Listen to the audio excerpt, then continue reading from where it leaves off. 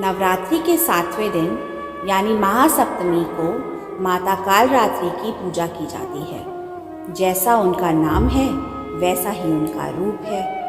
खुले बालों में अमावस की रात से भी काली माँ कालरात्रि की छवि देखकर ही भूत प्रेत भाग जाते हैं।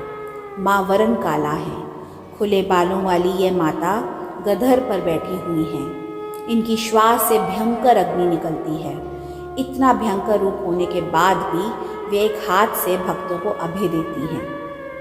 मधु कैटभ को मारने में माँ का ही योगदान था। माँ का भय उत्पन्न करने वाला रूप केवल दुष्टों के लिए ही है।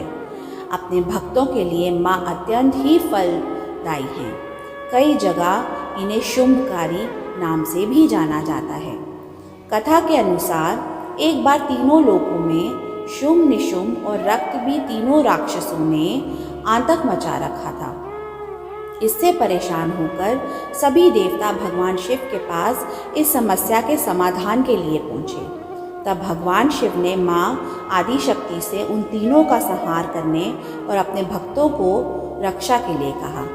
इसके बाद माता पार्वती ने उन दुष्टों के संहार के लिए माँ दुर्गा का रूप धारण कर लिया। माँ ने शुंभ और निशुंभ से युद्ध करके उनका अंत कर दिया।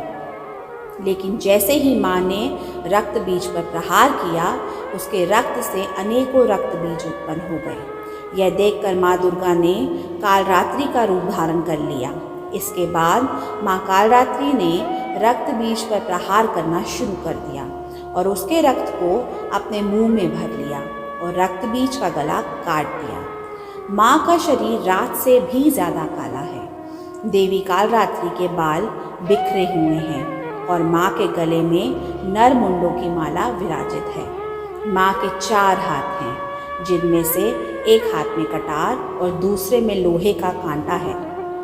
देवी के 3 नेत्र हैं और इनकी सांस में अग्नि निकलती है। माँ का वाहन गदा है। साफ और स्वच्छ कपड़े पहनकर कलश पूजा करनी चाहिए। इसके बाद सभी देवताओं की पूजा के बाद माँ कालरात्रि की पूजा भी करनी चाहिए। लाल चंपा के फूलों से माँ प्रसन्न होती है। दूध, खीर या अन्य मीठे प्रसाद का भोग लगाना चाहिए। लाल चंदन, केसर, कुमकुम आदि से माँ को तिलक लगाएं, अक्षत चढ़ाएं और माँ के सामने सुगंधित धूप और अगरबत्ती आदि भी लगाएं। तंत्र साधना के लिए नवरात्रि के 7वें दिन का विशेष महत्व होता है। कई तांत्रिक साधक इस दिन का खास इंतजार करते हैं। दानव, दैत्य, राक्षस, भूत, प्रेत आदि इनके स्मरण मात्र से भी भयभीत होकर भाग जाते हैं। कालरात्रि ग्रह बाधाओं को भी दूर करने वाली है। अतः इनके उपासकों को अग्नि भय, जल भय, जंतु भय, शत्रु भय, रात्रि भय आदि कभी नहीं होते। इनकी कृपा से वह सर्वथा भयमुक्त हो जाते हैं। इस दिन माँ के पूजन से भूत प्रेत बाधा आदि भय मन से दूर होते हैं। दरिद्रता को दूर करने के लिए इस दिन गुड़ से बनी चीज़ों का भोग लगाकर प्रसाद वितरण करना चाहिए। कालरात्रि का स्वरूप जितना रौद्र है उतना ही ममतामयी भी है। वो शुभ फलदायी हैं। इसी कारण उनका नाम शुंभकारी भी है। इनकी आराधना करने वालों को कभी भूत प्रेत, असुरों इत्यादि से भय नहीं होता है।